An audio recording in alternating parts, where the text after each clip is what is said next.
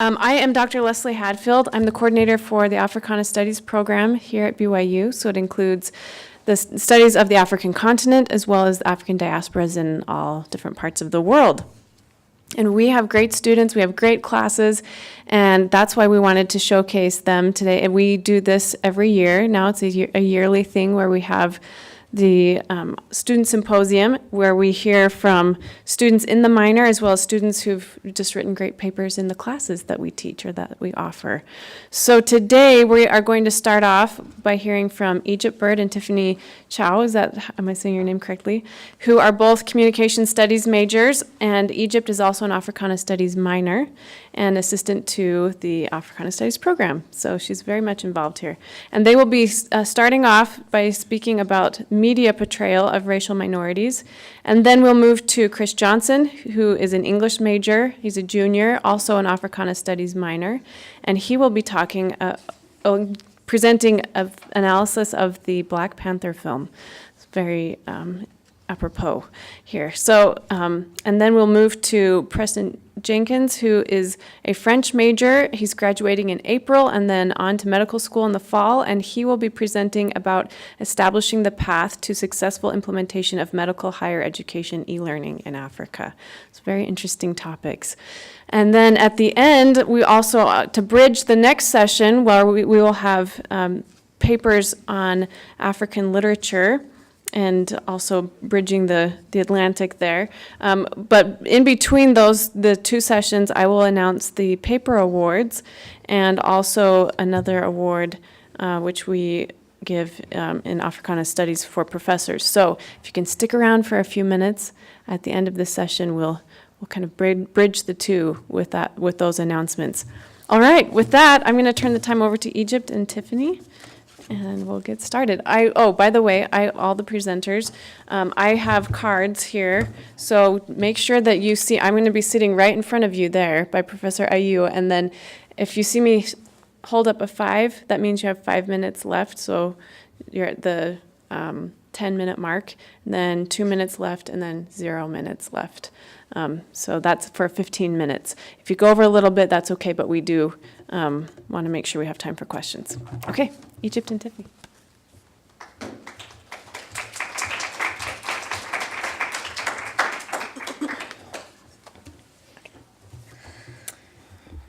Good afternoon, everyone. My name is Byrd. And I'm Tiffany Chow. We are both juniors majoring in communication studies here at BYU. In our field of study, we ask large cultural questions in order to understand how the broader culture, specifically media, influences our behavior and actions. We critically analyze the media we consume and how that affects us as a society. The increasing development of media provides access to information at one's fingertips. People have more opportunities to search the internet for answers and often are influenced by forms of digital media, including movies, video clips, memes, etc. Often the roles that racial minorities play on these digital platforms are products of stereotypes. Research has shown that theory and empirical evidence consistently demonstrate that the manner in which racial and ethnic groups are characterized in the media can harm or benefit different groups, depending on the nature of these depictions. Unfortunately, we've noticed that there are not many well-known positive portrayals of racial minorities in American media. During this presentation, we will address how media portrayals affect minorities. By studying the negative portrayals that media outputs, we are seeking to understand and create awareness about the problems that racial minorities in the U.S. face due to misrepresentation. We also want to explore solutions to alter the negative perceptions into positive ones. The more attention that is brought to these negative opinions, the more society will be aware of the dangers of negative mindsets and recognize the need for change. Cultural representation frames and structures the way we live and experience reality through various forms such as print and video. Representatives on television and in movies play a vital role in the representation of minorities. These portrayals often produce stigmatized images of racial minorities and naturalize negative or dumbing images about such groups as standard. In a survey done in 2017, 28% of people in the United States believe that there were not enough actors or actresses of racial minorities playing lead roles in TV shows. Tiffany and I found this statistic intriguing, so we decided to ask BYU students about their favorite actors and actresses, looking for a correlation between race and knowledge of minorities in media. This is what we found. My name is Kevin. Where are you from? From Highland, Utah. Luis. Where are you from? I'm from Texas. My name is Byron Williams. I am from Honey, Michigan originally. My name is Craig. Where are you from? I'm from Taiwan. Emily Liu. Where are you from? I'm from San Diego. My name is Sarah Hill. Cool. Where are you from? I'm from Pennsylvania. I'm Sam. Where are you guys from? I'm from Logan, Utah, so it's like 2 hours away. I'm from South Jordan, Utah. Robert Downey Jr. Why? Because I saw the Avengers 4 trailer this morning. Favorite actor? I guess I'll say Tom Holland. Why? I just like his personality. He's really down to earth. Sandra Bullock. Bullock is my favorite actress. Why?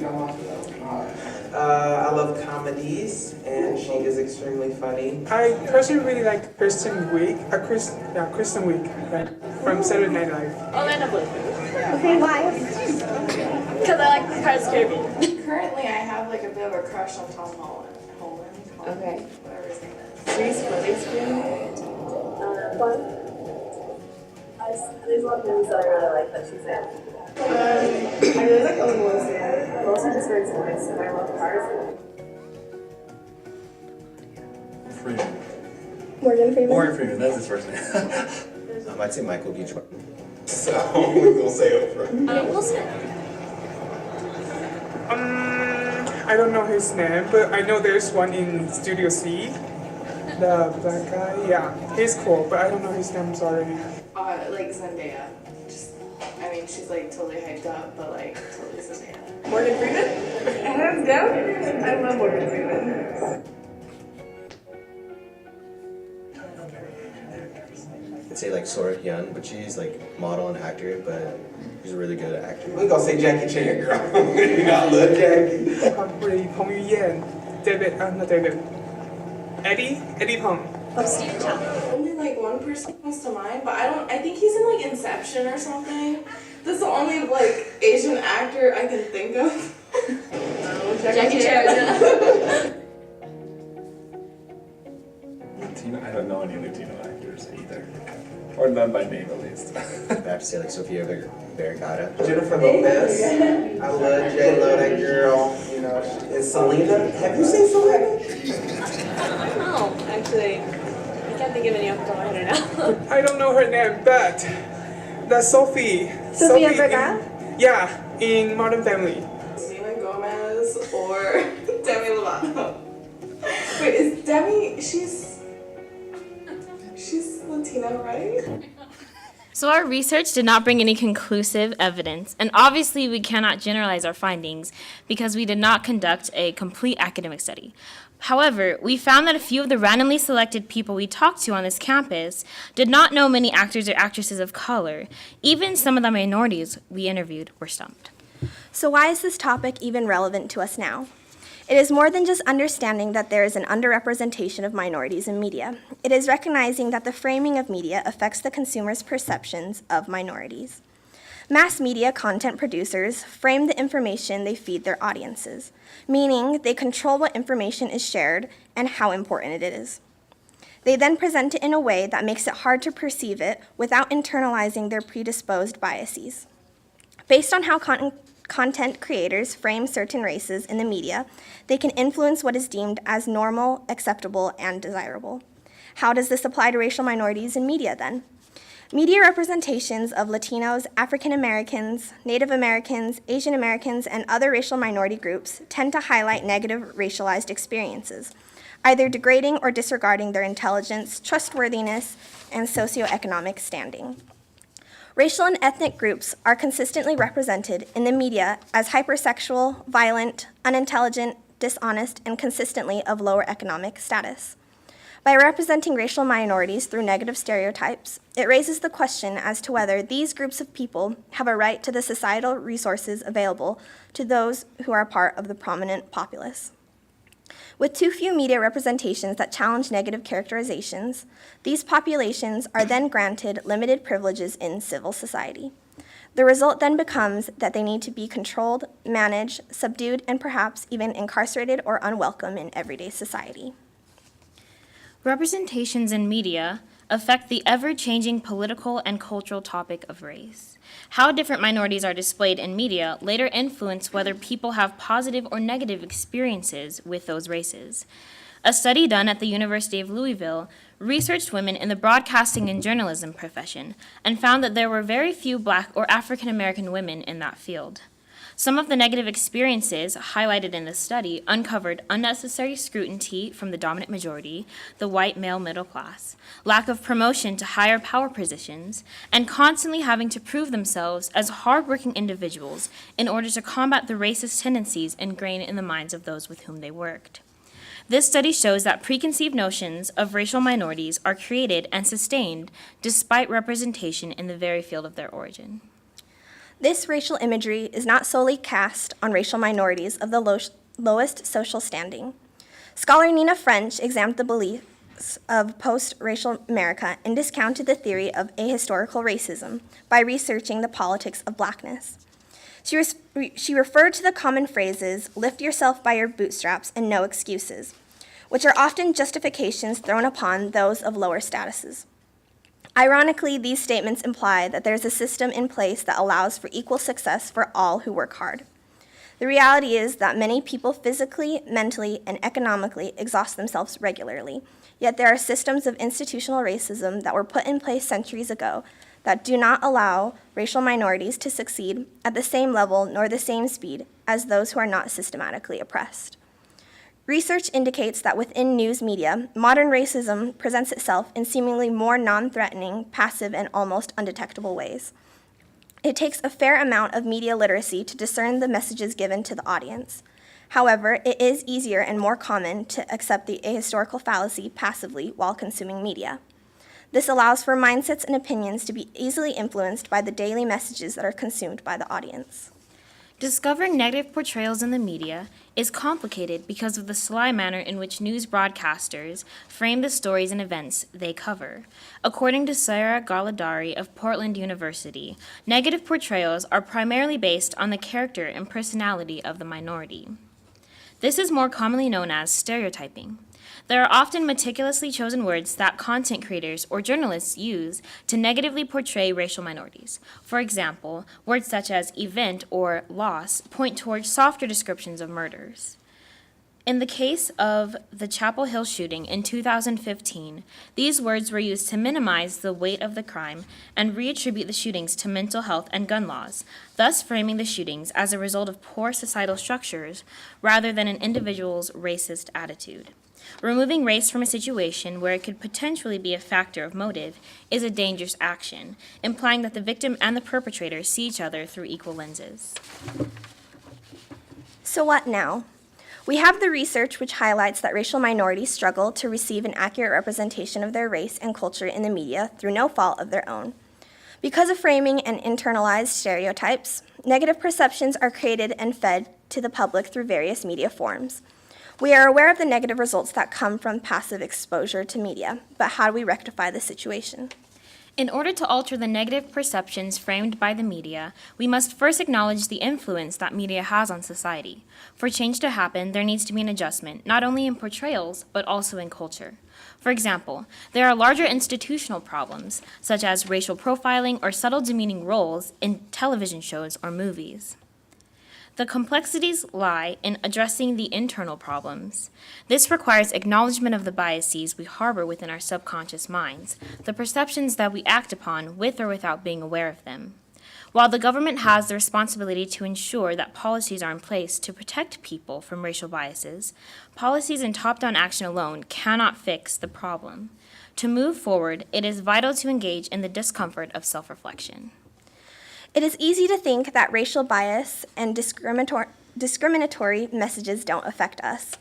This leads to the mindset that we are untouched by the influence of American media. Unfortunately, it is difficult to grow up in an American society without accumulating biases along the way due to the subtle messages embedded in the media that fuels American culture. The lessons we internalize as children about different racial or ethnic groups shape our perceptions of others. These messages are displayed in various forms, including the use of images, music, and even cultural vernacular that describes the good and bad in this society. Think for a moment about all the ways in which we use associations with gender and race in everyday language. Common sayings such as "don't act like a girl," or using the word black to denote something negative, such as black male or black ball, engender negative views and perceptions. So how do we overcome the biases we've been conditioned to think? This can be achieved by first acknowledging that we're human and we harbor racial stereotypes. Next, we should work to become more aware of our inner thoughts and feelings and how they affect our beliefs and actions. When we have a stereotypical thought about a racial group, we should follow it up with an alternative thought based on factual information that discounts the stereotype. We can obtain this factual information by leaving our comfort zones and exposing ourselves to people of different races. We should be willing to engage in honest dialogue with others about race that at times might be difficult, risky, or uncomfortable. We should also seek out media portrayals of different races that are realistic and positive. Attending churches, plays, concerts, and movies that celebrate diversity will also broaden our worldview. As we gain more awareness and knowledge about racial groups, not only will our racial stereotypes lessen, but we will also become better equipped to educate and challenge others about their racial stereotypes. As we change ourselves, we can elicit changes in others through our examples and the quality of our conversations. In doing this, we work to create a society in which all races are valued, appreciated, and embraced. Thank you.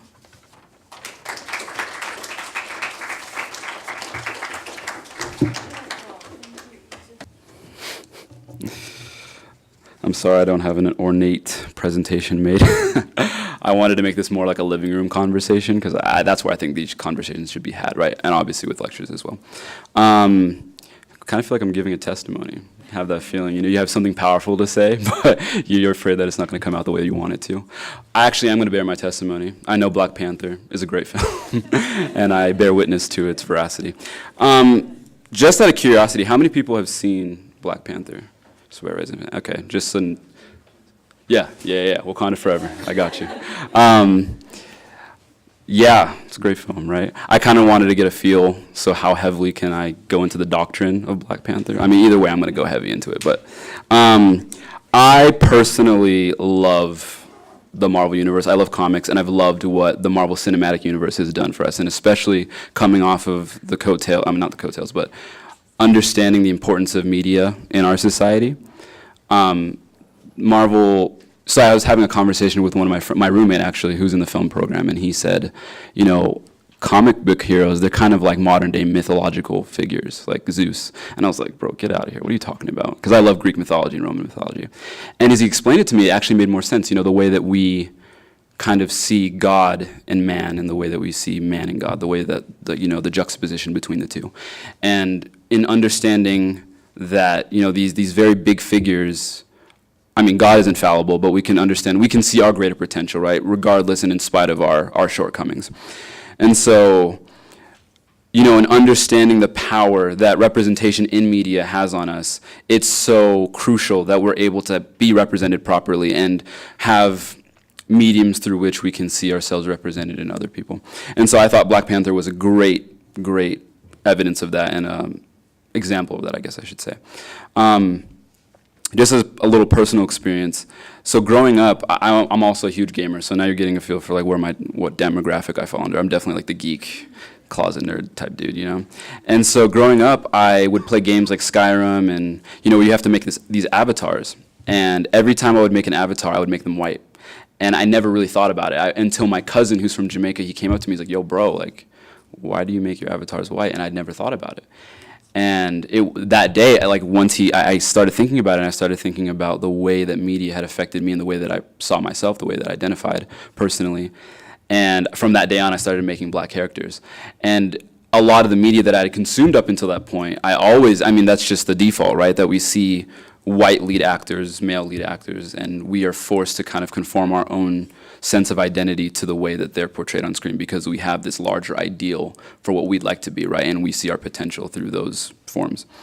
And so imagine my, glee, that's a really weird word, I don't know why I said that, but, my amazement at seeing someone like Chadwick Boseman as T'Challa and Michael B. Jordan as Killmonger. And the wave that came as a result of that, of being able to see myself represented in a black male actor, and that was empowering for me. And so that kind of inspired my desire to have this analysis and to do this. I'm also an English major, so I just kind of geek out on analysis of films and literary material. So one of the big points of Black Panther, right, is this tension between Killmonger and T'Challa.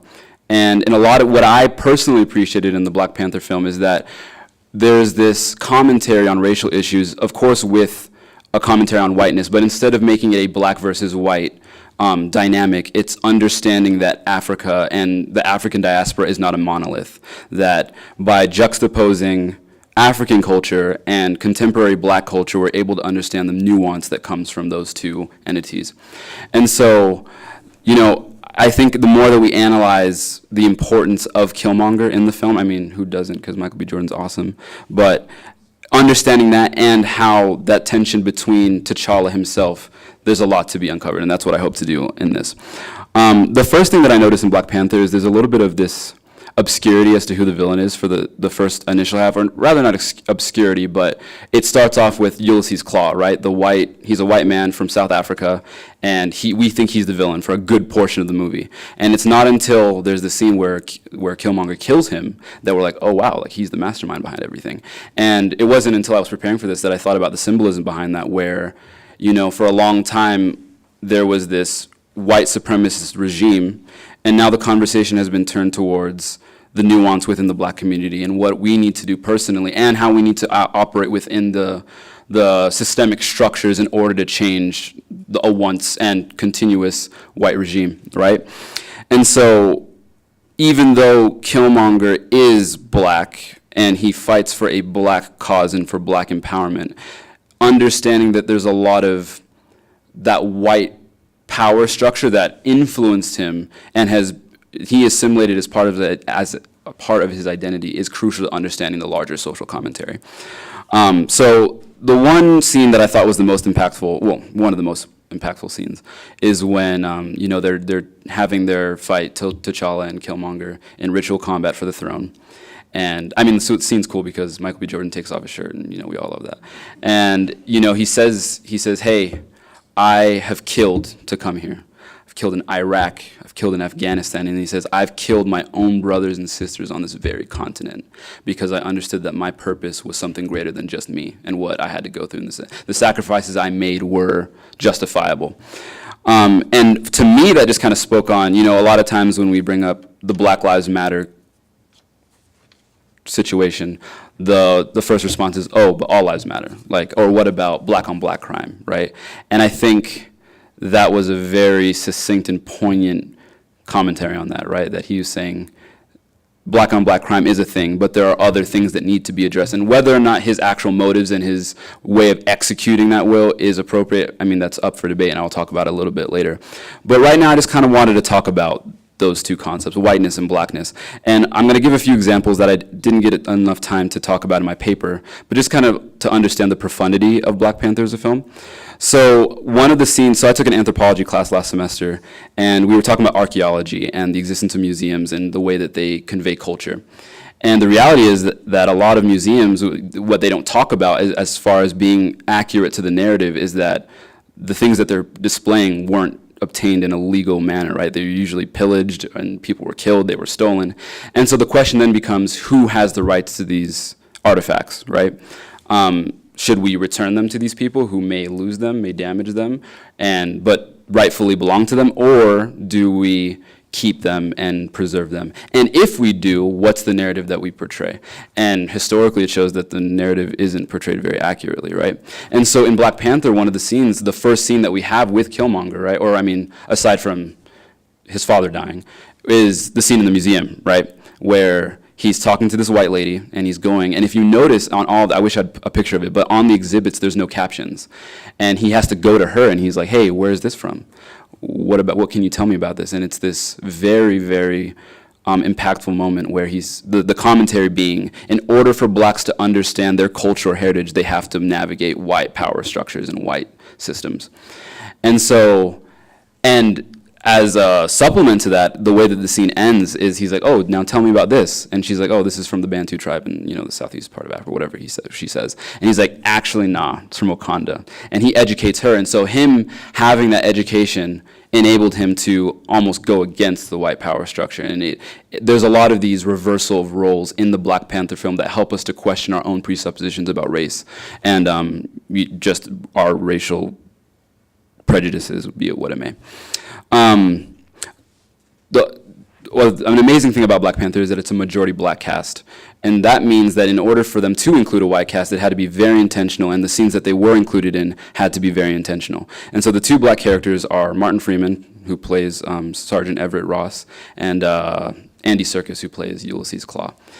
And it's interesting to me the roles that they play within the scope of the movie, because Ulysses Claw, as I said before, kind of his, I guess, archetype would be this white supremacist. He sees Africa and Wakanda simply as a means of exploitation to take their resources and for personal economic gain. And Everett Ross is really a plethora of figures if you really think about it, but he starts off as he doesn't know about Wakanda. He doesn't know about the untapped potential of Wakandan resources, and he starts off as this ignorant white individual. And after being educated, he then turns into an advocate. And I'll talk more about that as I go on, but that's just like a really important dynamic to understand. And understanding that there were very intentional plot points within the movie that make comments about race and black and white. However, like I said, a lot of the nuance and understanding race issues in general is that the same way that Killmonger and T'Challa didn't come to an agreement, you would assume that they would because they're black. And that's the myth, right? That blacks are not part of this monolithic structure, but there's more to them. And so there's a lot of disjunction between their viewpoints, and they're addressed in a variety of ways. And one of them, you have Okoye, who she's a black general, and there's a point where she tries to, they're going into the Korean club, and she has the weave on her head, and she's like, this is stupid. And she throws it in the middle of the fight, she kind of throws it off, and she's like, she basically does not see that as something befitting of a warrior. And it's, again, this juxtaposition between contemporary white culture and black culture. Sorry, I just got the cue, so I'm going to kind of skip ahead.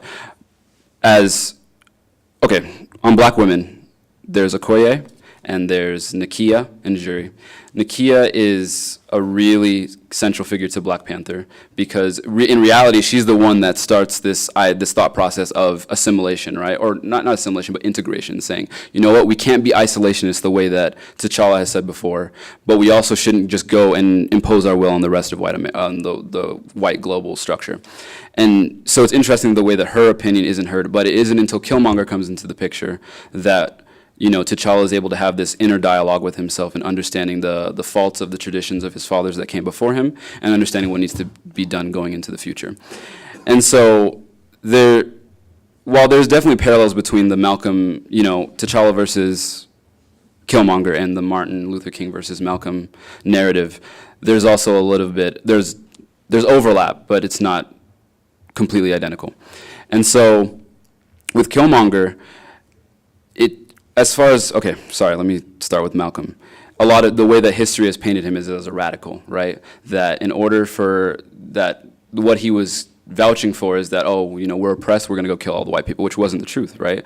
That there were a lot of lynchings, there was a lot of racial violence going against the blacks during the Jim Crow era, and as a result, they needed to find other means to protect themselves. With Martin Luther King, his was a non-violent but very active means of protest, and so we see these two positions being pitted against each other when in fact they're both essential, and that's the end point of the movie, right? That it wasn't until Killmonger was able to be so extreme in his views that he was able to convince and persuade T'Challa that things needed to change.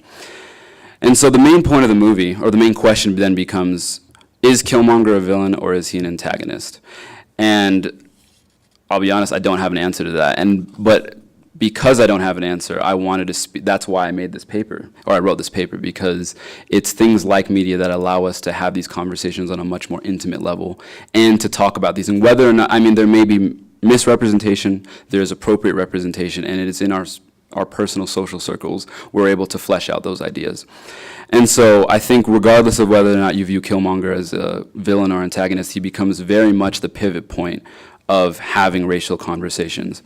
And for some, I think why I personally resonated with his character is because he embodies a lot of what some might call the bitterness and hatred that black people feel, whether that be towards people or whether that be towards the regimes that are inflicted upon people that are oppressed. But what I would rather call righteous indignation, right? That there is a very long-standing history behind the things that have occurred and that occurred within the movie that may or may not justify his means or his motives, but having those conversations was what's most important. And I would encourage you all to ponder more deeply the implications of Black Panther, and if you'd like to talk about it, I'm here. Thank you so much.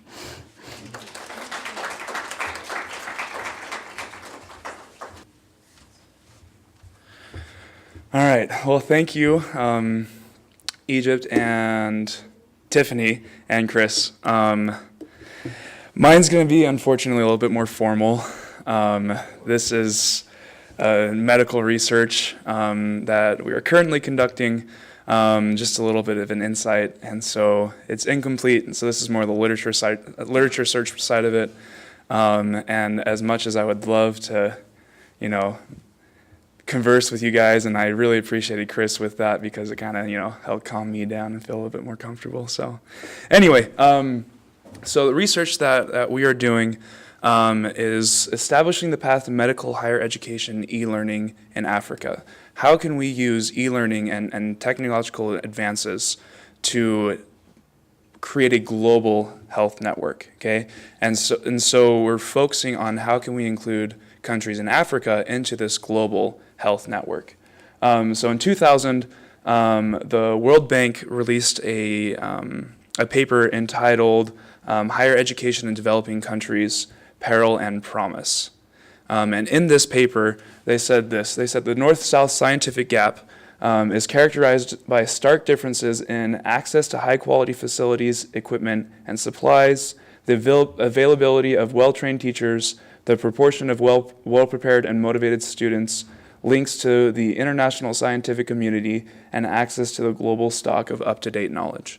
So again, referencing this north-south gap that exists, north being Europe and Western civilization, and south being mostly African and other developing countries. And so their focus with this paper was how to shorten or narrow this gap that exists. I guess I should be clicking over here, not over here. I don't know why I do that. In 2011, a group of researchers cited this Sub-Saharan African Medical Schools study. This study was conducted in response to the World Bank report in 2000 to how can we narrow this gap. And so they identified 3 key areas of focus. The first being building capacity for increased doctor training, right? How can we increase the amount of training that we're doing, the number of students that we're training to become doctors? Promoting innovations in doctor training, and so how can we have African solutions to African problems? And finally, the retention of doctors once they have been trained, which we call brain drain, where people are trained, whether in Africa or in European or American countries, and then they either leave Africa or they don't return to Africa because they found better opportunities. So, sorry, I have my notes on my computer here, so I'm kind of like juggling both. Anyway, so this gap is especially felt, this north-south gap is especially felt in the medical field, and so this is what this study is trying to do. So, like I said, this research, this presentation is focused on our study at the University of Lomé in Togo, which is where I happen to serve my mission as well, and so, kind of having those ties helped a lot. So anyway, for the purposes of our research, e-learning is the use of any technological tool for teaching and for learning. One of the main things we're going to focus on is learning management systems, which is what Learning Suite is, like we use here, where students have everything they need for their course online, whether it's homework, grades, communication, stuff like that. So we're gonna talk about the success factors of e-learning that have already been found, the challenges unique to Africa, and then future considerations for the implementation of e-learning. So the first one that we focused on in success factors, the most commonly cited was networking, the ability to network. In 2007, Geisbuehler et al.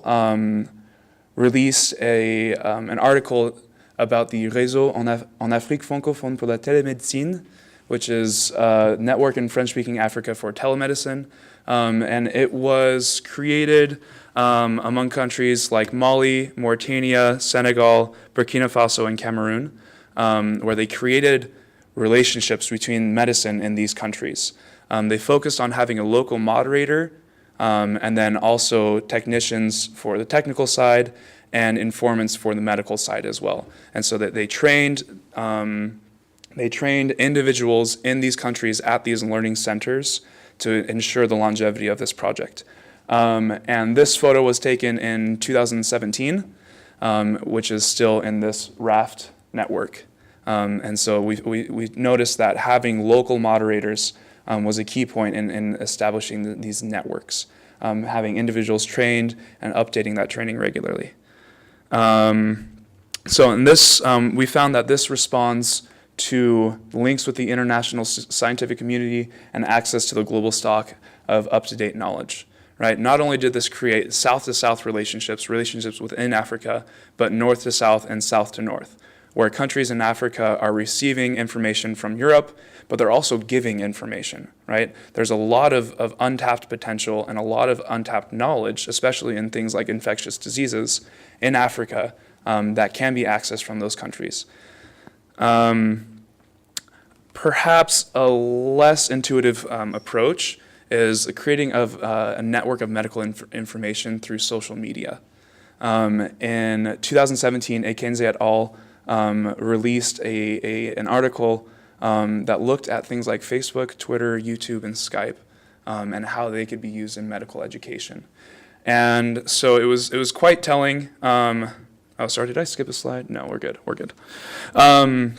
It was quite telling because we see here that, obviously Google is number one, and so this is a little bit more up to date. It's a little bit more trustworthy than 2000 or 2007 because things are progressing.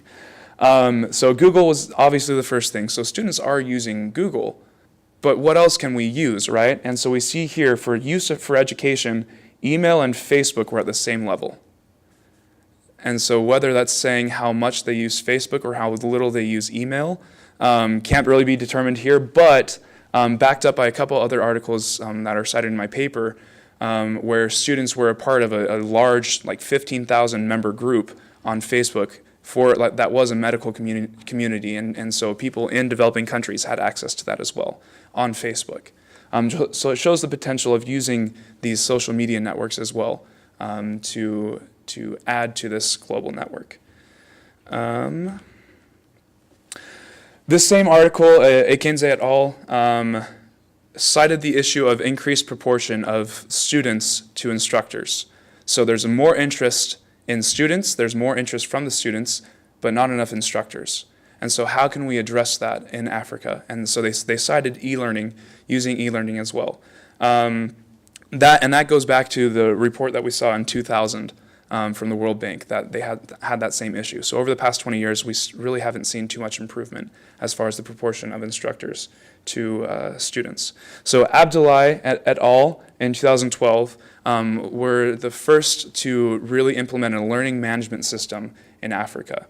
And so learning management systems that they used were Blackboard and Moodle, and then another example that we use here at BYU is Canvas by Instructure, who is located in Lehigh. So kind of cool. Hopefully, in our project, we're trying to work with Instructure, and we're going to talk about program costs and stuff like that as well. So another interesting development found by Abdullahi et al. Was that students in developing countries were more interested in interactive modules. So things where they could interact. And so that's where we're focusing here on this student interaction. And so these students in their study actually created their own modules. And I don't know how medical students did that, whether they were working with like IT type students. I know I couldn't create my own module. But they did themselves create their own module, which were later approved by faculty. And so that actually fulfills this part right here by the of the SAMS study. Sorry, it's supposed to say African right there. That's my bad. We'll get through this. So where they were seeking to promote innovations in doctor training, right? These medical students themselves were innovating and creating their own modules to use to interact with other students. Sorry, I went one too far here. So coming to the challenges now. One aspect of e-learning is very clear. You have to have a computer, right? That's what e-learning is. And so looking at especially low-income countries in Africa that don't yet have these tools, is we have to consider the challenge of computer access and computer literacy. So in 2013, Betty Yang et al., who was actually aided by Geisbuehler, who we earlier cited, they released this article where they interviewed students, residents, and teachers at the Yaoundé Faculty of Medicine and Biomedical Sciences in Cameroon. And they found that the mean on a 5-point Likert scale, so 5 being the strongest, 1 being the lowest, 2.7, they found a mean of 2.7 for students for their ability with a computer, right? How comfortable and their ability to use a computer. So an average of 2.7, average of 2.37, and an average of 1.91, which we'll come back to a little bit later as well. So we see this as an issue, right? And so in our current study in Togo, we're doing an extensive survey of the students and the faculty and their ability to use a computer, because we really want to make sure that they can use a computer in order to benefit from using e-learning. Next, a problem that is generally unique to, but ubiquitous for Africa is finances for institutions. We deal with finances here at BYU and in more developed countries, but their financial resources are definitely less. So Ekenzi et al., again, their students reference the cost of accessing the internet as the hardest challenge, which is being addressed by some universities as well, but still a challenge. Even if they have access to the internet on campus, how are they accessing it off campus? Most oftentimes they have to pay for it hour by hour. In addition to cost to accessing the internet, we also have to consider the cost of the learning management systems themselves. Most learning management systems aren't just going to give it away for free. And so not only that, most universities may not have the infrastructure needed to support those learning management systems. So we have to also consider the cost of the institutions themselves for paying for infrastructure and also for paying for the learning management systems themselves. Which is what we were looking at right here, which I kind of had to skip for time, but that's all right. Okay, so coming back to this study by Betty Yang et al., we're looking at this figure right here of 1.91 mean of ability with a computer for the instructors. The study done by Alkudmane et al. In 2015 also suggests that faculty involvement may limit the use of e-learning in developing countries as the workload placed upon instructors and administrators increases. They are not only required to learn and adapt to new technology along with the students, but they also must create an entirely new curriculum to fit the e-learning model.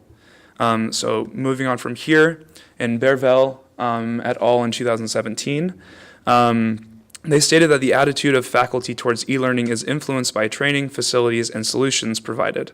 They also stated that attitude was one of the two major determinants of intention to accept and purposely use e-learning. So if it's safe to assume that implementing e-learning in institutions in low-income economies, it's safe to assume that there will be some pushback and some resistance from instructors who haven't dealt with these things before. So finally, we get to future considerations. So we're looking at factors for success of these e-learning models. In 2017, Conwall et al. Released this model for for the successful implementation of e-learning, looking at 11 different factors. So computer self-efficacy, which we've talked about, experience, enjoyment, anxiety around computers, the system itself, the norm of using these kinds of things, right? All these different factors, which eventually are affecting behavior intention, right? So the intent of actually behaving on this and using it in a practical setting. So for future studies, this is definitely something to consider, to look at how the students and how the professors experience these different types of factors. And then again in Akenze et al., they followed up with a free response format to their survey for factors for success. And these were the frequencies of the free responses from the students. Firstly, with 93%, that internet connectivity must be improved and cost decreased. Secondly, at 59.5%, specific training was needed before introduction of the internet to course curriculum for the students. And then 44.5% agreed that the faculty should be trained and use the same tools as the students themselves. Blended learning is what we came to at the end of this search, using both the traditional and the e-learning models. Okay, I'll finish up in less than 1 minute. And so it was, blended learning was cited not only as a way to mitigate the challenges, but also to enhance the benefits. And so Ruggeri et al. In, I believe, 2013, presented research that shows that benefits gained through e-learning, namely perception of convenience, user-tailored learning, right, so you can specifically use it for the students, and faster skill development were actually enhanced by using the blended model.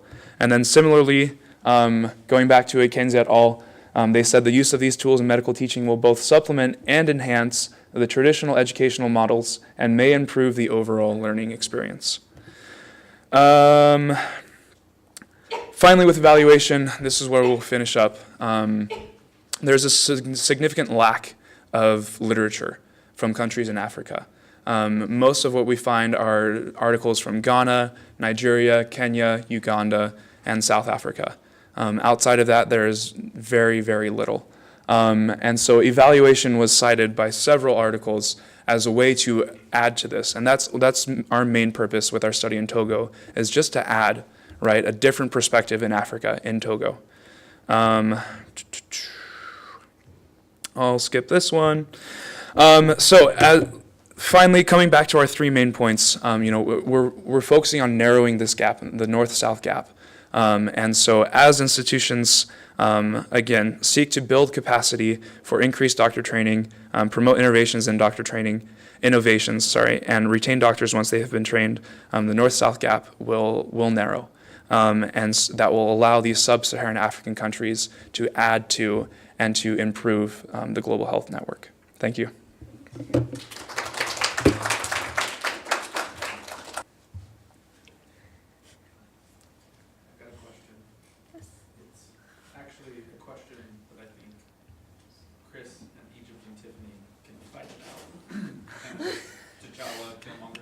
Uh-huh.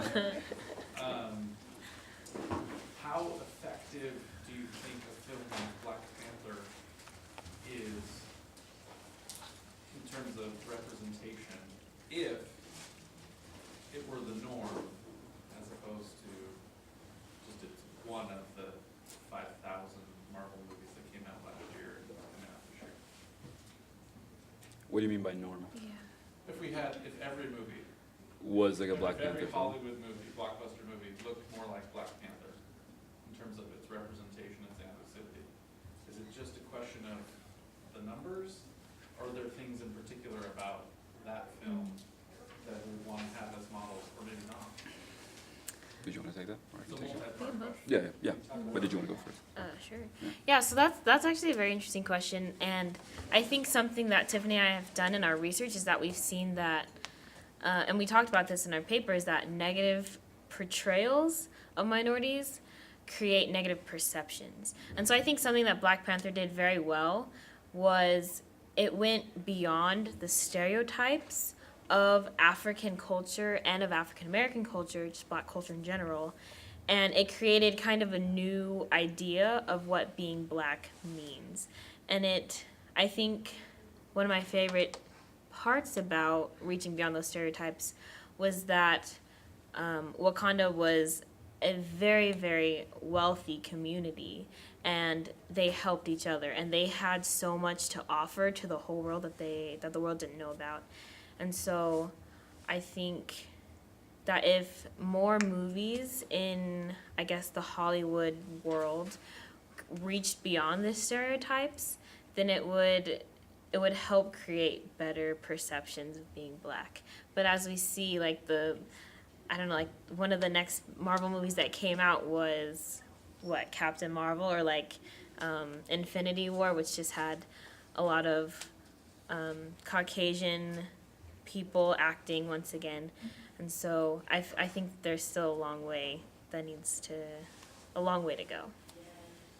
Yeah, I mean, I don't think it would be accurate, right, to make every film entirely a black cast, but definitely to follow that pattern of making sure that blacks are properly represented. What I loved about Black Panther, it wasn't tokenistic, right? They weren't like, oh, let's just throw in a film with black people in it, but they used that opportunity to actually address appropriate issues that are relevant to our current social climate, right? And so, I mean, and not necessarily does every movie that includes black people have to go that deep and talk about every racial issue, but the premise is that black people can be in a film and not be relegated to roles as the thug, the gangster, the funny black guy for comic relief. And, you know, there's a variety of roles that can be played with black people. And I think Black Panther does a very good job of representing that. Thank you for your question. Sorry, I don't remember your name, but Me? Yeah. Preston. Preston. Okay. So my question, as you were talking, was how much is technology actually used, especially like the type of technology you're talking about, used in hospitals and in the field within Africa? Is it something that is like required? Well, not. Yeah. Is it a skill that they're going to be applying throughout their careers? I just really don't know that much about it. Yeah. So as far as hospitals are concerned, I don't know. I had thankfully, very little experience with hospitals while I was actually living in Africa. I was blessed with good health. But our main focus is on medical education. And so a very important part of medicine, not only in Africa, but everywhere in the world, is continuing medical education. And that's why, like, as medical students, medical students participate in research regularly throughout all 4 years of their training. And the reason why is because the medical schools want them to be able to read research and participate in that throughout their careers. And so that's one of our main goals is to train doctors not only to think more critically, to perform better on their assessments, but to be prepared to participate in continuing medical education throughout their career, so that they can stay up to date, right? So creating that network involving Africa, and again, allowing Africa also the opportunity to give what they have to the world.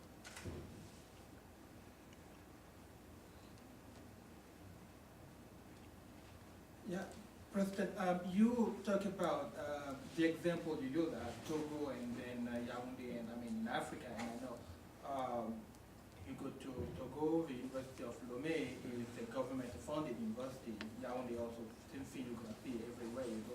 Do you have any consideration in pattern or any role the government is going to use to play in the research you are conducting? Because after all, it is the government that is going to say yes or no. Mm-hmm. And will allow you. One example of what I'm saying, for example, is you talk about the computer availability for students to use, but not only that one. What if you have a computer and you don't have even access to internet? Mm-hmm. You live in Togo, you know very well what I'm talking about. Yeah. So yeah. That's a great question. So for our research with the University of Lomé, we're working with University of Lomé. I have a couple contacts that I'm close to that studied medicine there. And so in Togo, they have a council. I forgot the exact council, but it's the equivalent of an institutional review board that almost every university and that does research in America has. And so they have their own council for research that involves people from the university, but also government officials, that are over health and stuff like that. So we've been in contact with them, and we are seeking approval from them before we introduce this. As far as the University of Lomé is concerned, every student is already required to have a computer, and they also already have campus-wide internet. So for us, that's a little bit easier to do because they already have those, and being government funded and stuff. And so they already have the infrastructure and the framework that we need to introduce the things that we would like to. As far as other countries that might not have that, I'm not sure. I don't know exactly how to try and convince governments to fund this, but yeah, worth exploring. Oh, sorry. No, it's okay.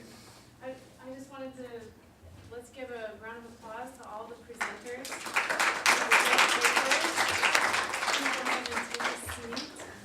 And I wanted to take a few minutes to announce the paper awards. So we had a number of people submit their papers, and this was a competitive process. So these papers did need to have, there were abstracts. They submitted abstracts, and we chose those who would present from the abstracts, and so they needed to have some quality to them. So we saw the quality today. And then to be considered for a paper award, we asked the students to submit their paper. And so out of those whose papers were submitted, we have 3 awards. The first place paper will receive $100. The next one, $75, and the third, $50. And so I'm hoping that we may have all of them here. The first award for the paper that was submitted goes to Elizabeth Wallace. She will be presenting in the next session on Women in Negritude, Mother Africa and Her Silent Daughters. Is Elizabeth here yet? Okay, great. Thank you. Let's give her a round of applause. I will contact each of the paper winners about how to collect their money, their prize money. The second paper award goes to Taran Trinnaman. Am I saying that name correctly? Yes. For his paper, Dismissing the Rebel Neil Gaiman's Anansi and the America's Complex Relationship with African Tricksters. So let's give Taran a round of applause.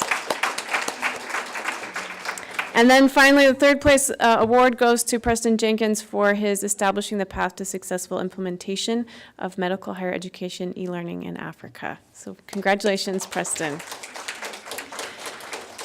And finally, I wanted to take this opportunity to announce an award. We just started last year. This is an award that is named after the professor who is now on a mission in West Africa with her husband.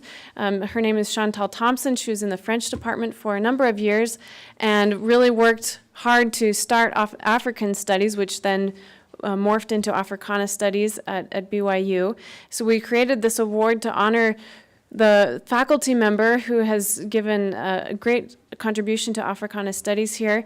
And this goes to Professor Christian Ahihou, who is here on the front row and has done a lot. I know the students who've submitted their papers, they are familiar with him. He's been here at BYU for 3 years. He was hired for a 3-year position, and we're very sad that this position has come to an end. We wish him all the best, but he has jumped right in, even though he didn't have a permanent position here, and he's really contributed a lot to the students, to the program, and so we just wanted to honor him, and I'd like to have him come up so I can present this certificate to him.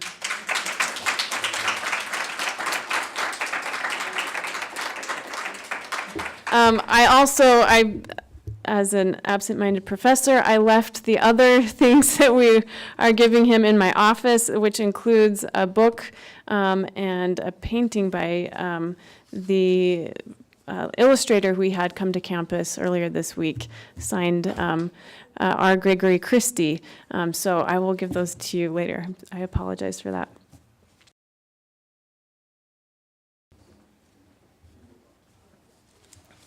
All right. So in my paper, I was discussing about the 2001 Neil Gaiman's novel American Gods, and how the plot of that novel was that Shadow, a freed ex-con, is hired by the mysterious old god Wednesday to fight and wage war against the new gods in American society. In the novel, all deities from across the world exist, and Americanized versions of these old gods have been brought to America through settlement and immigration. Once settled, the gods draw strength from their believers and grow in power until they are able to physically manifest as a separate and unique entity from their original self, being still able to grant the prayers and petitions of their followers in return of gaining power through their worship and belief. One of the old gods Shadow and the reader meet is Mr. Nancy, or Anansi, the spider. Anansi is a trickster figure within African American, Jamaican, and Akan folklore. In the novel, Anansi is portrayed as a small, elderly black man wearing a bright check suit and canary yellow gloves, who speaks with a faint twang in his voice, a hint of a patois that might have been West Indian. Anansi's character is further revealed by his introductory statement to Shadow on how he was worshipped in Chapter 5. "They never gave me nothing like that," said Anansi. "Best I could hope for was a pile of fruit to eat, maybe curry goat, something slow and cold and tall to drink, and a big old high-titty woman to keep me company." It was a delightful book. Here it can be seen that Gaiman is referring to both the African tropics of his origin as well as Anansi's personality, as he is considered to be both gluttonous with food and women. He is funny, charismatic, and though crude and prone to breaking out into stories when told not to, Mr. Nancy is well liked by Shadow and at least begrudgingly endeared by the other old gods in the group, Wednesday and Trinnaman. He also uses magic to take a disguise to rescue Shadow from being arrested and is one of the main participants of the war with the gods. And yet, though the book is labeled as an Anansi story on Google, Anansi only features predominantly in 6 of the 20 chapters of the novel. And even those appearances would barely constitute him as a main character by many authors' standards today, as he only appears to offer brief sentences and is sidelined in much of the main action and development of the story. And while Anansi has a limited role in American Gods and is absent in much of American media during this time, Anansi flourished in the Caribbean, being hailed as a national hero in Jamaica, with many publications and television events surrounding him. And so my paper examines the role Anansi played within the Akan nations of his origin, the transportation of that character to the Americas, and the interactions of white supremacy and the plantation tradition folklore within America with African American folklore in the United States, arguing that the diminished status of Anansi in American Gods is actually a reflection of the manipulation and erasure of African American folklore in American society. Furthermore, by examining the changing discussion on America's history of racism and the realities of slavery, we will see how this has not only brought a revival of African American folklore into mainstream media, but has led to the first televised appearance of Anansi through the Starz adaptation of Neil Gaiman's novel that returns to his more predominant and trickster nature in African folklore. First, we must examine the people where Anansi and his stories first originated, the Akan kingdom in West Africa, which existed before, prior to the colonization and imperialization of Africa through England and other European nations. The Akan lived under a monarchist system with one king over multiple chiefdoms. The role of the king was to be an intermediary between the Akan people and the divine, primarily the chief sky god and main deity, Naomi. And the king was the keeper of peace and social order within the kingdom and representative of the people. Yet to the Akan, the king was not to think of himself as a great person by himself, but as Christopher Vasey, one of the researchers I quoted for my paper, he wrote that to the contrary, he is the holder of a great office, owing his position to Naomi and the Akan people. And through this paper, researching this paper, looking at it, that the Akan were united. Their identity was not just individuals, but they were a community combined together both by their worship of deity, their ancestors, and the land that they were from. And in this balance, Anansi kind of comes wrecking through it as a relative of Naomi, thus family, and yet in his stories, Anansi constantly seeks to either wrest control over an aspect of Naomi's role from him or to imitate Naomi himself. He's crude, he uses tricks, violence even in some of his stories to try to get his way. And through his actions, or sometimes the consequences of his actions, the Akan people were able to use Anansi and his stories as both a release valve of social pressures, but also as a way to establish a social order, to show the true way and actually that society should run. And while Anansi's stories work to support a social and religious system that benefits the united people in their own lands, those tales become harder to tell when the system becomes oppressive and you are no longer seen even as a person. In his book, The Akan Diaspora in the Americas, Professor Kwasi Konando argues that although they, the Akan, consist of only about roughly 10% of Africans shipped to the New World between 1520 and 1865, they contributed well beyond their numbers to the themes of maroonage, resistance, and the forging of politics in the Americas. Meaning that though fewer in number than other groups from Africa taken during the slave trade, the Akan had a powerful influence in their slave communities, including in which African tales and trickster figures became more prominent and dominant in the area.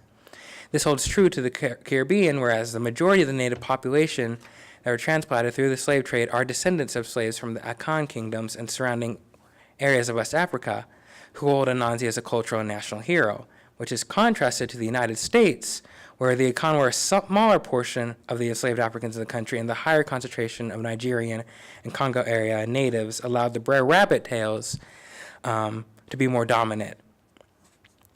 And this also explains why in Neil Gaiman's novel, and Mr. Anansi in the novel has a hint of patois, but doesn't fully account for his limited role in the series, nor his diminished abilities in comparison to the other gods, especially the new gods, as Anansi stories are still widely told in African American and Caribbean communities even to this day. And this is where the historical influence and treatment of Anansi stories and other African folklore in America comes in. For while Anansi is regarded as a public and national hero in the Caribbean, Anansi is only known to a few outside of the African American community. And in her paper, Nothing But Pleasant Memories of the Discipline of Slavery, the Trickster and the Dynamics of Racial Representation, Professor Emily Zobal Marshall examines how the differing societal motivations by collectors in Jamaica and the U.S. led to their gathering and collecting of African folklore, which led to the retained ownership and publicity of Anansi in Jamaica, while contrasts the more problematic history of African trickster tales in America. In discussing these motivations, she wrote, "The differences between the cultural trajectories of Jamaican Anansi and American Brer Rabbit in part also lie in the motivations behind these collections white folklorists chose to assemble.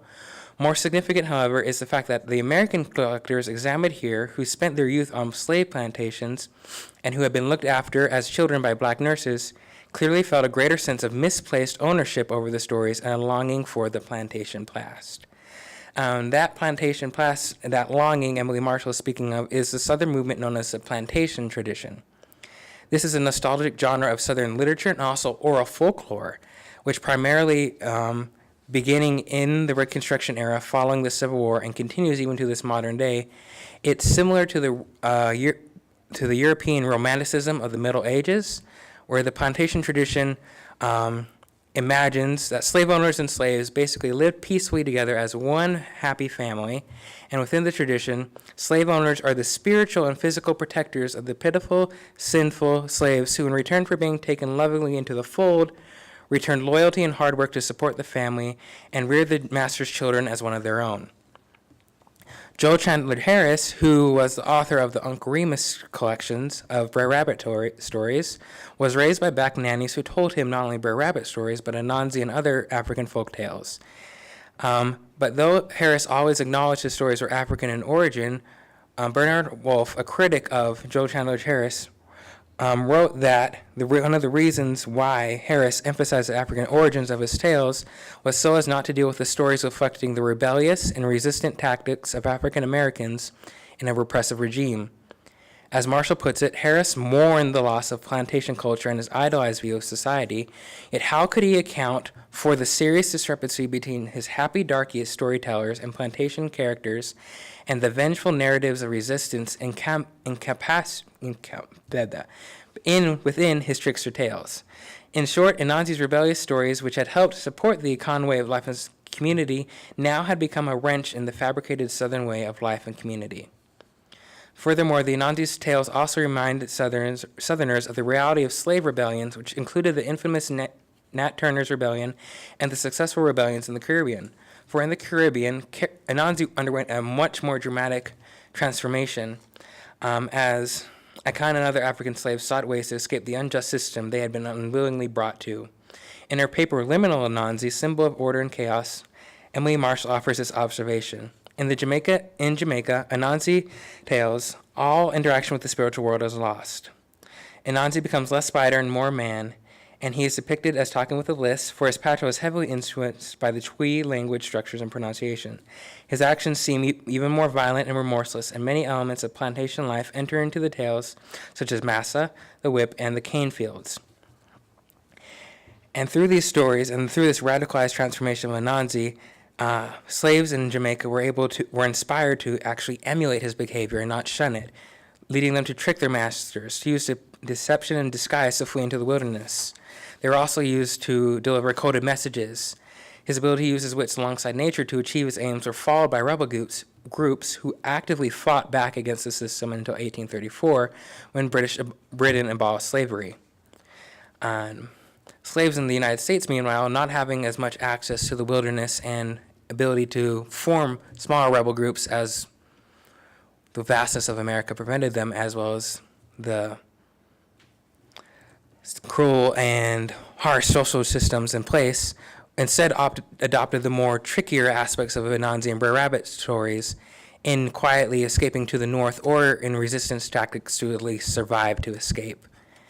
And so while Harris collected these stories and was able to publish them, they still, in society, felt that they were threatened by the rebellious nature of these stories, hence why Harris also was credited with creating the Uncle Remus stereotype, or as is also known as the Giving Negro, or which would be the Giving Negro stereotype, which is this jolly, loyal, supporting black character who speaks in a thick accent and only appears to offer aid and support to those in need of in a story, and later on in a film, usually a white protagonist.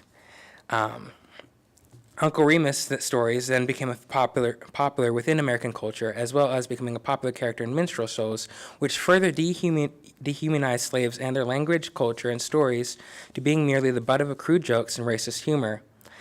And while these stories fed into the desire for white audiences for African-American folk tales and songs, while simultaneously supporting the widely held beliefs that blacks were helpless, simple, and mischievous, and lacking in virtue, these minstrel shows and Uncle Remus stereotypes negatively impacted the work of future African-American folklorists in collecting pure and unaltered versions of Anansi and Brer Rabbit tales, as ironically, their collectors' motivations were questioned as they were unknown and their collections disorganized, and therefore the collection should be treated with skepticism. And Marshall notes that it's noteworthy that the motivations of famous white collectors were not subject to such scrutiny. It was the ethnic origin of Hampton collectors that clearly influenced its reception and dissemination in the growing field of folklore studies. And so because of all these influences, it can be seen that in the society, in American society, that's kind of pressuring and ridiculing these folklore and these beliefs of the African Americans, the African American community withheld these stories and other stories from the wider population and kind of let the Brer Rabbit stories kind of take the brunt of it and be an example of why the stories should not leave the community and should be kept within, and thus Anansi stories were kept out of the wider American public, which is then what makes Anansi's appearance in the critically acclaimed 2017 Starz adaptation of American Gods so compelling. Because in the second episode of the series in the first season, The Secret of the Spoons, the show enlarges upon Anansi as it depicts him being summoned by desperate slaves on a slave ship. And in a provocative and fiery expletive-filled speech, Anansi riles up his believers into destroying the ship and sacrificing their own lives to give him strength by telling them the realistic horrors that await them, not only with slavery, but the next several hundred years of racial suppression that will come upon their descendants. It's a very galvanizing and stunning scene with its frankness on the realities of slavery, but it also shows how both Gaiman and American culture is caught in a movement sweeping America, a movement where Anansi's growing presence in American pop culture can be seen in appearances in both Marvel and DC comics, in children's stories, and animated television series. This movement is examining many stereotypes of African Americans and the way media has represented their culture, traditions, and the harsh realities of slavery. And in an interview, Neil Gaiman spoke of how he views his works as immigration positive and how his stories are as sadly relevant as the issues he tackles in the novel, and show, oddly enough, are what are drawing many of the criticism, bias, commentary on the show today. And much of the discussions forced people to confront some of America's more dark and uncomplimentary attributes and past with other groups within its borders. And so then, Anansi then, in American Gods, is transformed from the African trickster spirit who uplifts and supports a society that benefits all to the American trickster god. He uses his trickery to aid another in fighting against an oppressive system in 2017, who finally in 2018 is a righteously angered god who uses his intelligence and trickery to inspire others around him to tear down the oppressive system, holding him and themselves captive. Thank you.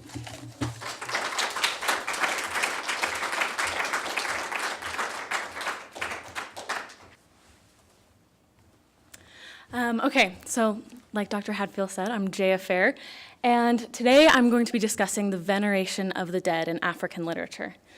So in African literature, both modern and ancient, writers emphasize the importance of the dead by venerating them, by respecting them, and by describing their influence on the land of the living.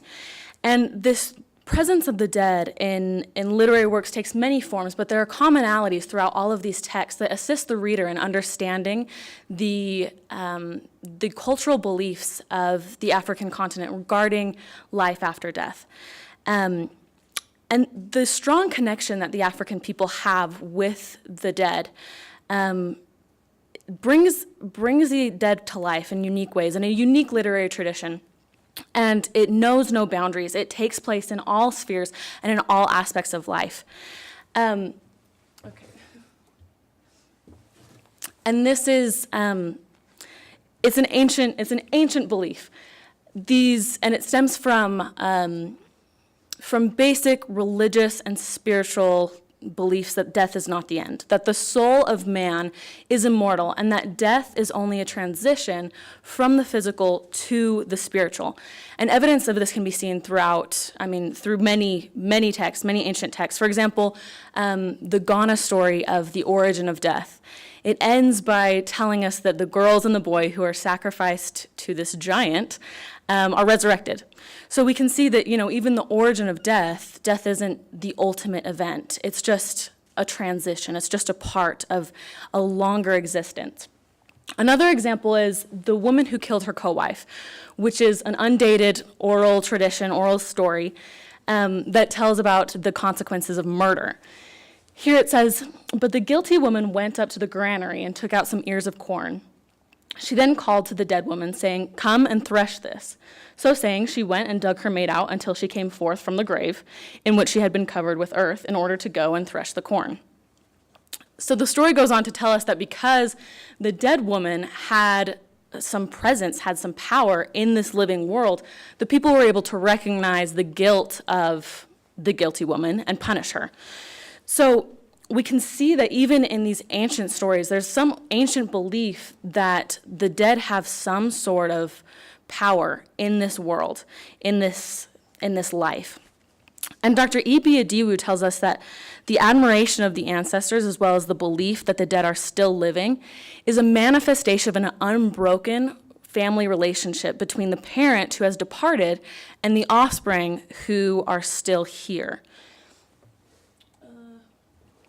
And a prime example of this belief of an unbroken relationship is Biraj Diop's poem Souffle. You can look at the English on the right side if you need to.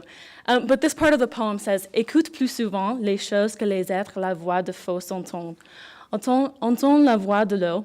Écoute dans le vent le buisson en sanglots. C'est le souffle des ancêtres morts, qui ne sont pas sur la terre, qui ne sont pas morts." Even in the English part, we can see that the repetition in this portion of the poem shows the presence of the dead. They have not gone away. They are not under the ground. They are never dead. And this belief that they are present always, even going so far as to say that the living can feel, can hear le souffle, it is the breathing of the dead. But Diop's command to écoute plus souvent, to listen more, shows us that it's up to the living to really recognize that the dead are there. Though the dead are always passively present, it is up to the living to choose to listen to them. And though they are always present, they also are able to actively influence the living. John S. Mbiti says that the ancestors are the guardians of family affairs and traditions, ethics, and activities. So they can serve purposes of protection, of strength, of wisdom, if they are called upon to do so. For example, let's see. Yeah, that's good. For example, in Leopold Senghor's In Memoriam, he is calling upon the dead. Ô mort, qui avait toujours refusé de mourir, qui avait su résister à la mort. The dead who have always refused to die. Again, he gives that sense that the dead are not gone. And then here he says, protégez mes rêves, guard my dreams, défendez les toits de Paris, defend the roofs of Paris. He demonstrates that the belief that the dead have supernatural powers because of this new spiritual space that they occupy, that they are able to assist, they are able to protect and defend the living if they are called upon to do so. And Adekunle Dada tells us that the ancestors have been released from all the restraints imposed by this earth, and thus they are the possessors of limitless potentialities. So the living, with this belief that the dead have the power to help them, it's vital that they seek for their assistance. Another example of this is Diop's other poem, Viatique, because the seeking of the ancestors doesn't only apply to their protection and their strength, but to their companionship and their guidance. In this poem, Diop describes a journey. Depuis je vais par les sentiers sur les routes. Since then I go. And at the end of this poem, he says, before me advance the breaths of the forefathers. And in telling the reader that the breaths of the forefathers advance, he's telling us that he's no longer alone, and that the way has been paved for him, whether it's a journey of life or of death. And the title of the poem is Viatique, or Viaticum, which is the Eucharist given to a person who is near death, or in the more archaic meaning, it is a supply of provisions for a journey. Thus, Diop's words reveal that perhaps it is the dead, it is our ancestors who are the supply of provisions for a journey of life or a transition of death. But this giving of companionship, this giving of light, not only applies to journeys and this way that's paved by the ancestors, but it also applies to the giving of knowledge and of information. And African literature possesses the wisdom that those who have come before us have something of value to teach us. And this is especially apparent in times of political upheaval. Oyenyi Okunowe states that ancestral figures are almost always invoked in the context of political crises and confusions. This is clear in Okimba Lankon's Let the Dead Awake. He says, let the dead awake, let the dead not rest in peace. We are tired of beating gongs. I ask you, what peace is there for us who are living? Tell the dead the only tribute we can bring is our complaint, for we do not like them dead in these days of struggle, these days when those who can say nay are so few and already faltering. Contemporary African writers have been in many unique situations because their respective countries are sometimes in political struggles for decades. And in these times, writers and leaders often turn to ancient core beliefs, like the veneration of the dead, to find strength and to find wisdom.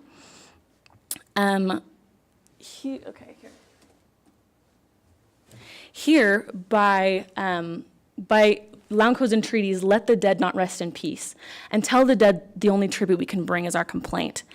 If the fate of Africa is believed to be tied to the dead, this gives more cause to call upon the ancestors and ask for their assistance and for their help. Because many African writers believe that not only their family can help them, but that the entire continent of Africa is under the stewardship of these African forefathers. And in referring to the dead, there's always a familial sense, whether it is in generalities or if the dead are specifically named. like in Naana horns, Nananom, a tribute to those gone on. Here it's very clear that there are names listed. And the title Nana gives us the idea that these people are direct blood relatives of the narrator. And at the end, by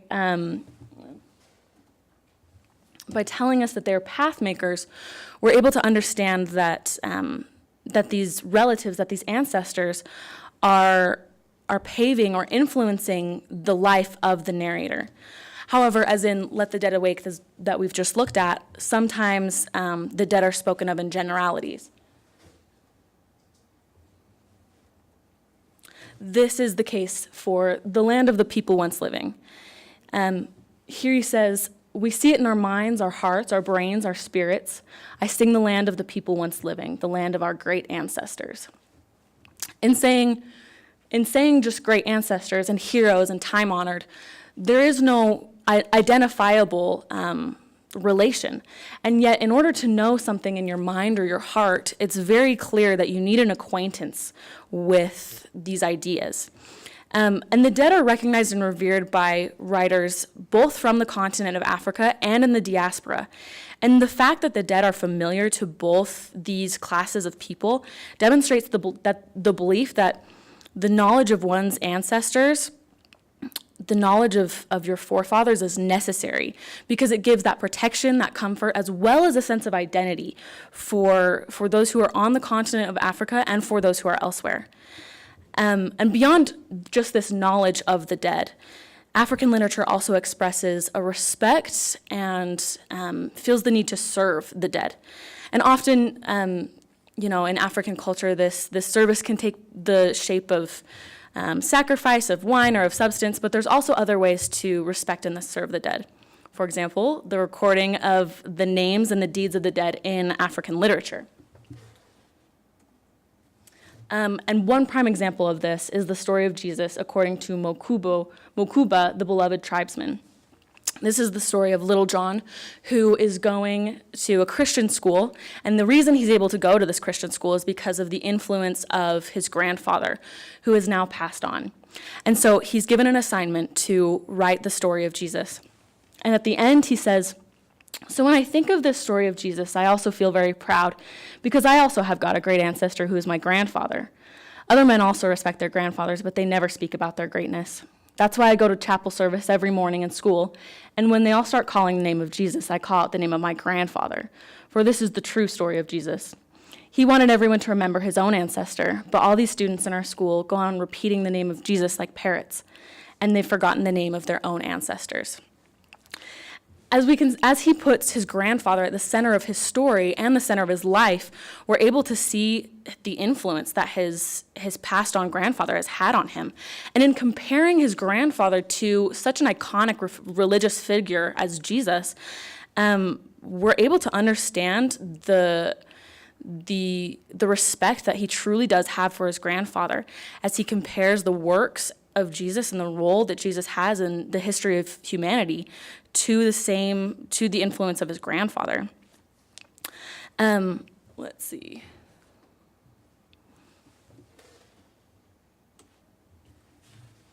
Through all of these themes, the most central that I have found in studying the influence of the dead in African literature is the fear of death. The living fear death. Humanity in general fears being forgotten, either as communities or as individuals. And in our birth chord, we see that, yet if we must die at birth, pray we return with our birth chord still uncut, our name still to be found in the book of souls across the memory of 1,000 agonies. The aspiration to remain tethered to this world, the aspiration to still be found in the book of souls, is fulfilled in the literature venerating the dead. The fear of cutting the birth cord and being separated from the land of the living is overcome because of these records of the people who have passed on.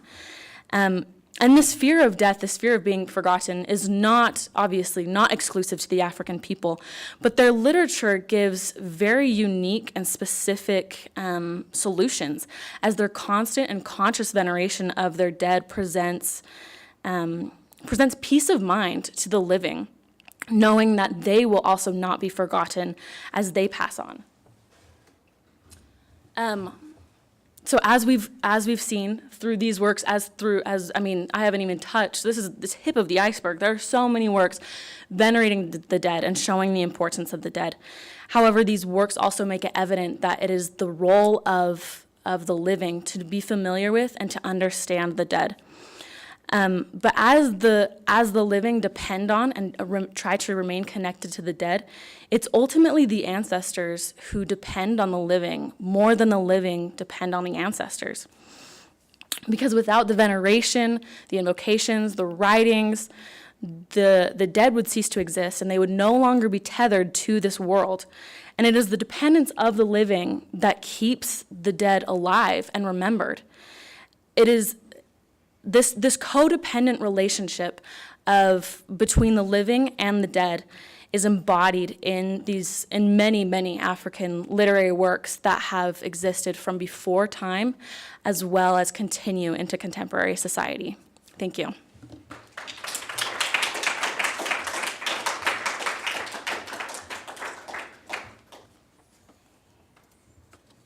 So while she's getting this set up, I don't have anything directly humorous in this paper, but I do hope that my pronunciation of French and other non-English words is humorous rather than painful. So is it this button? Okay. All right. The place was Paris, and the time was March 1935. It was a landmark moment which has changed literary history forever. The publication of an 8-page journal sponsored by L'Étudiant Noir. The journal was an attempt to foster dialogue between the ethnically fractured black student body around educational, racial, and cultural issues, end quote. And it united the voices of several key figures who would change literary and cultural history through the Negritude movement. 2 of the articles in that famous journal were written by Aimé Césaire, who would be the one to coin the phrase Negritude in his poem Cahiers d'un retour à pays natal. Another article was by Léopold Sédar Senghor, whose impassioned development and defense of Negritude would ultimately lead to his becoming the first president of Senegal. The other member of the Negritude triumvirate, Léon Damas, describes himself as an active part of the journal's founding and described its vision both as a fighting and as a unifying body. But in L'Étudiant Noir, only one article was written by a woman, an unsurprising fact when considered in the greater context. Negritude was designed as a great unifying influence of all black mankind, and women were certainly included in that category. But as one examines the scholarship, the question is clearly, to what extent? While women were often evoked as symbolic images in Negritude poetry and other writings, one has to dig deep to find references to actual female contributors. The most famous authors of the movement were all men. The protagonists of their writing were generally male, and the precursors credited for propelling the movement to relevance are men. The Encyclopedia of African Literature, for example, does not mention a single woman in its entry on Negritude. This does not mean that they were not present at all. Rather, there were women involved, but in capacities limited by the circumstance of the place and time. This essay is an exploration of that limited involvement, this presentation, and the impact it had and did not have on Negritude's perspective on Africa and mankind. Even before L'Étudiant Noir was published, women played a role in laying groundwork for the Negritude writers. One figure who is rarely credited in the growth of African curiosity, which gave Negritude a foothold, is a British intellectual named Nancy Cunard, who compiled an exhaustive anthology entitled Negro Anthology in 1934. Negro Anthology is not only remarkable for its size at over 800 oversized pages. By the way, I handled this book at the library, and the weight is considerable. The influential pre-Negritude philosopher Alain Locke called it the finest anthology in every sense of the word ever compiled on the Negro. It was, quote, the single largest source of images of African sculptures published up to that time, end quote, and it began with a glowing introduction. Reader, had you never heard of or seen any African sculpture, I think the reproductions in this part would suggest to you that the Negro has a superb and individual sense of form and equal genius in his execution. Cunard's praise of African sculpture was one of many things which piqued interest in the African aesthetic, an aesthetic which Senghor wrote about at length, especially in his article, Negritude, a Humanism of the 20th Century. During the era of Negritude, A few women were writing about race, politics, and other crucial themes of negritude in a very similar way to the famous negritude writers, but they were rarely connected to the name itself. Although it is difficult to trace all the creative works published out of Africa and the diaspora during the negritude years, it is clear that if any were written by women, they've been buried in obscurity. The works of those women who were involved were nearly always articles, treatises, and philosophical explorations. One author simply concludes, quote, "It is not known that any female author featured in the negritude enterprise as a creative writer," end quote. However, there were women who were organizers, influencers, and commentators. One of these women was Paulette Nardal, the only woman writer published in that famous 1935 edition of L'Étudiant Noir. Her contribution, entitled Gunno Wolof Puppet Show, describes an encounter with a, quote, caricatural black man, along with her analysis of their differences, leading to the conclusion, quote, "There is, however, between me and him, in lieu of material solidarity, that relating to color," end quote. Rather than have a divisive view of differences within black countries and people, Nardal encourages a perspective based on commonalities. As many writers were after her, Nardal and her sister Jean were black internationalists. They saw a world that linked people by historical processes and conditions, such as violent dispersal, a racialized identity imposed from without, and a commitment to an originary homeland of Africa. But the Nardal sisters contributed to negritude in many forms beyond Paulette's article. The two were famous for the Clamart Salon, an influence in an environment in which many of the greatest black thinkers of the era got together to discuss ideas, including many Harlem Renaissance writers such as Alain Locke, Langston Hughes, and Claude McKay. These men's thoughts were vital in the formation of the concept of negritude. Césaire himself said that, quote, "The general meaning of the word discovery of black values and the recognition for the Negro of his situation was born in the United States of America," end quote. While it is probably not the case that without the Clamart Salon, negritude would never have gained the ground that it did, the Salon made a definitive contribution to the black intellectual environment of Paris, which was crucial in its development. Alongside the Haitian writer Dr. Chazou, Cardal also founded Revue de Monde Noir, a journal which is considered by Abiola Rele to have fulfilled an important role as an origin of black solidarity.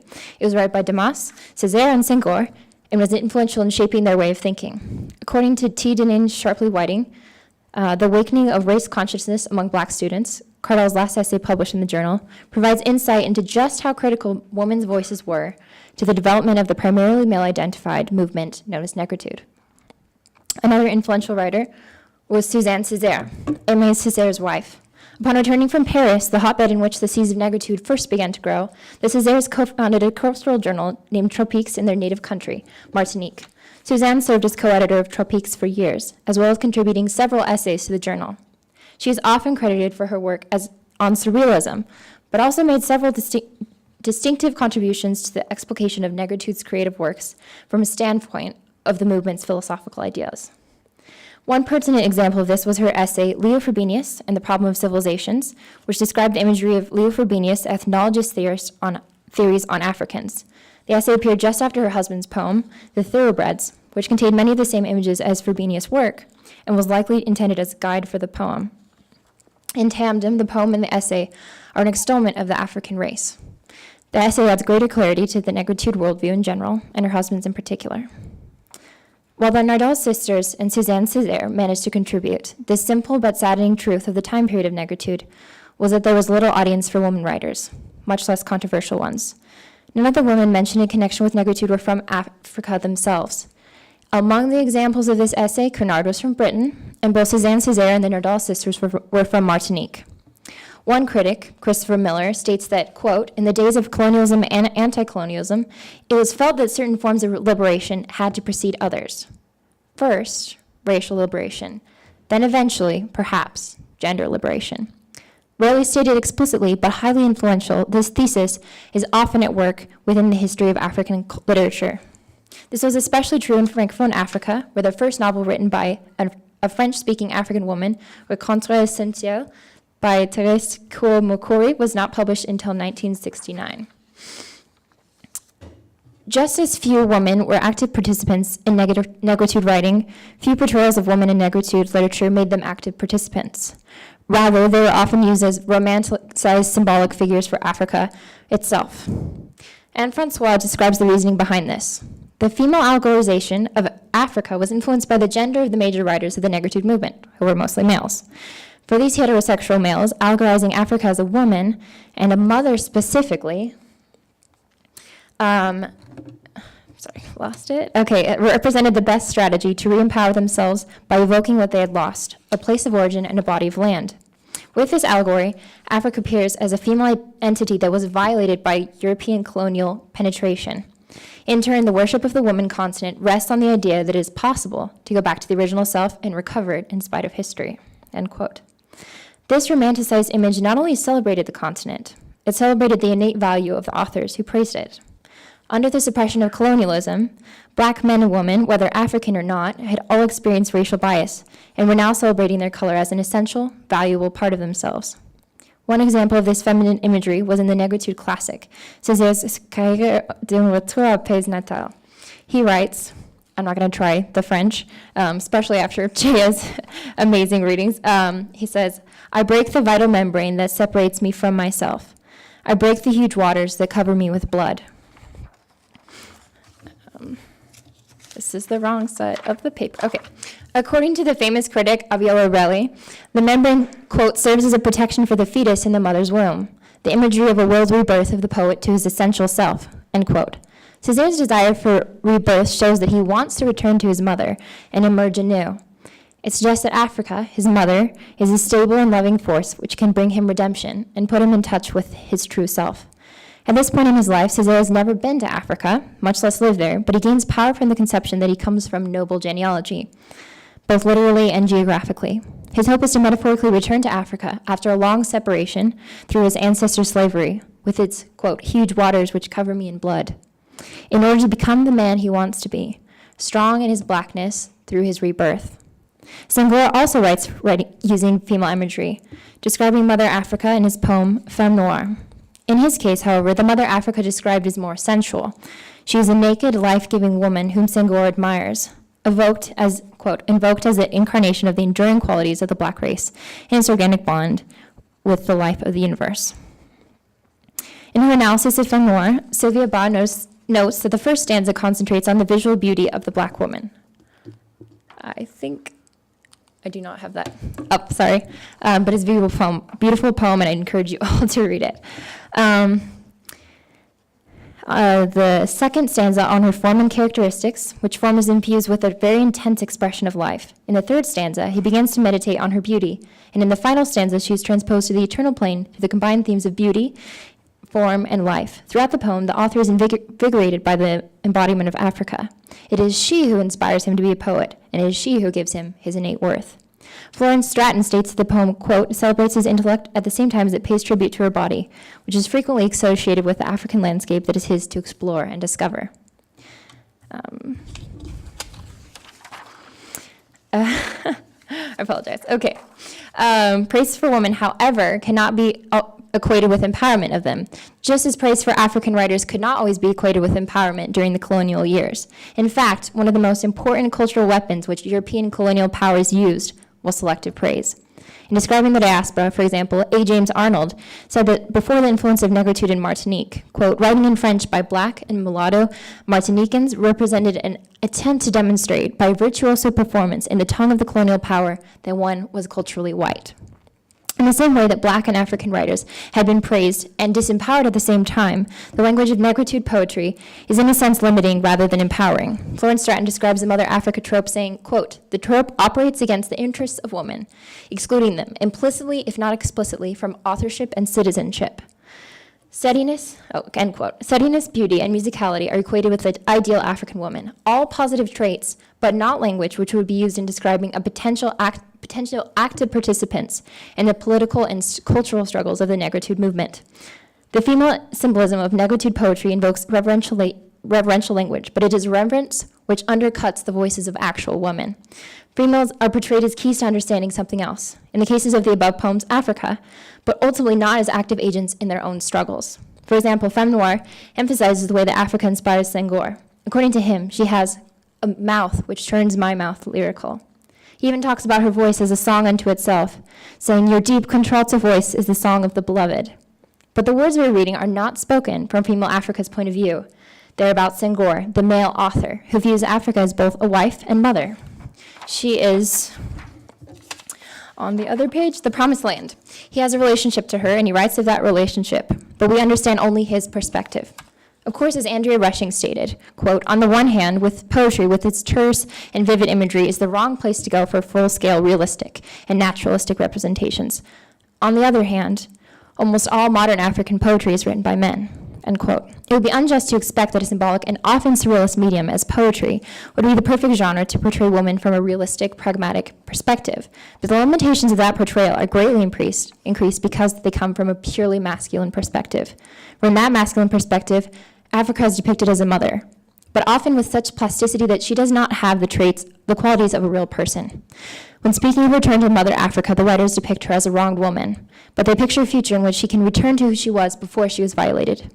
This romantic image shows the author's optimism when facing the challenges of healing years of colonialism inflicted scars within their nations, but it also showed a flawed understanding of the innate humanness of women.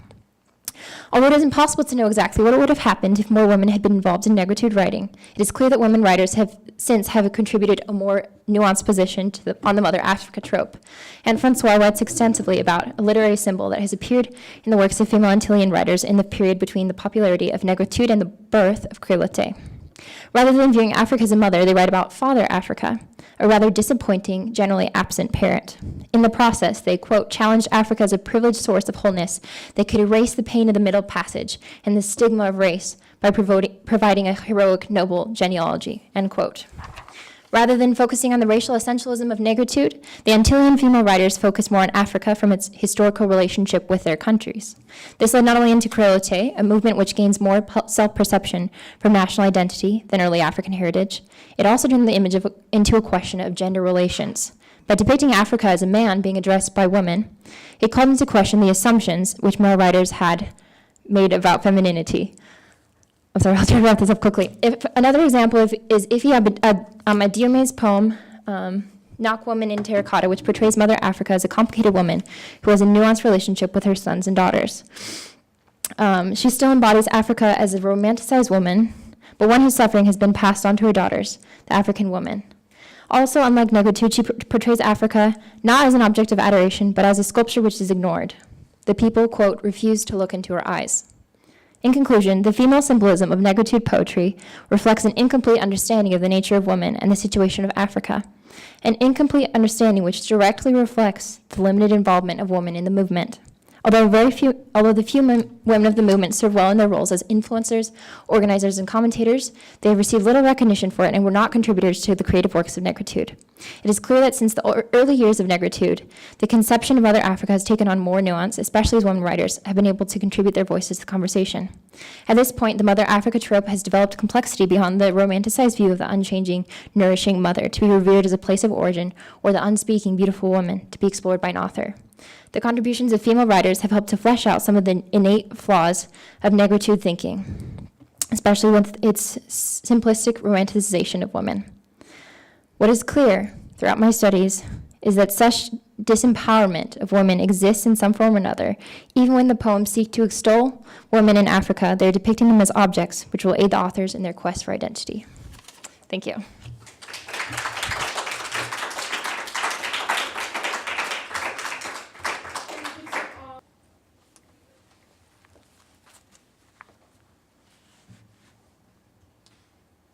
Yeah, my question goes to Jay. I know you are comparative literature major. So you see now the veneration of the dead in Africa, which, and you remember when we were discussing this in my office, I was quite like, kind of original topic you were having. Do you have the same pattern, I mean the same kind of thing happening in other literature, in American literature, for example? Not that I have found. And obviously, like, there's more study that can be done on the subject, but that's why I was so interested in the veneration of the dead in African literature, because through my studies until our class last semester, I had never seen a tradition that had so much the presence of the dead in the literature. And I mean, other literary traditions also and languages also have, you know, different pieces, but I feel like it is a lot more prevalent in African literature as a whole. But there's always more study that can be done on that.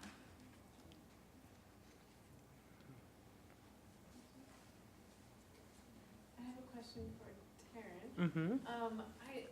I'm very interested in, so basically the argument of your paper, if I understand correctly, is that the Anansi tales did not come through because they were basically either not picked up by the white producers of these stories or kept back. And I wondered if you've tried to find those stories in maybe oral traditions or other writing, and what.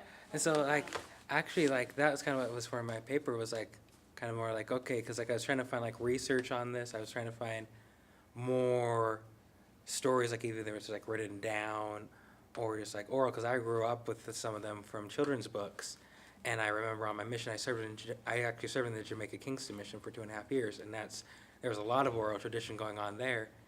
And it was shocking for me to come back to the States, and the only thing I was finding online, going to libraries, was children's books written either by Caribbean authors or from African authors or European. And research articles were only zip. They were liminal. And so I found that, and that's where it kind of, with my argument, was being able to see that maybe the reasons for that was that the difference of the cultures, like one culture kind of after being emancipated, that while still oppressive, it didn't dip its hands into and kind of try to wrest these stories away.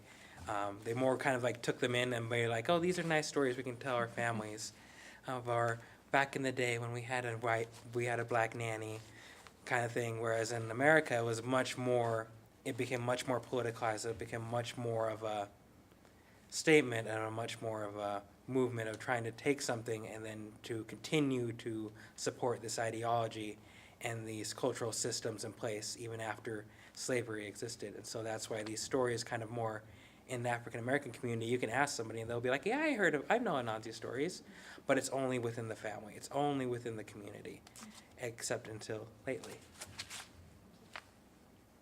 And then there's somebody back there with a hand. I just have a follow-up question for Janice. So I was just wondering if you had any ideas as to why that is. If you just had any hypotheses as to why Africa has this particular veneration for their ancestors over other cultures. I think that there are a lot of contributing factors. And some of them, I don't remember what I even said in my presentation, but in my paper I definitely go into, it stems from basic religious beliefs. And I don't know, I don't know all the history on that, but their beliefs are that like the dead really have a power in their lives. And so I feel like the writings is part of a way of showing the gratitude and like really recognizing them and invoking them. Whereas, at least in my experience, a lot of other literary traditions, maybe they'll mention, maybe in some works, but they don't have as much, the dead don't have as much power in those societies, in their beliefs.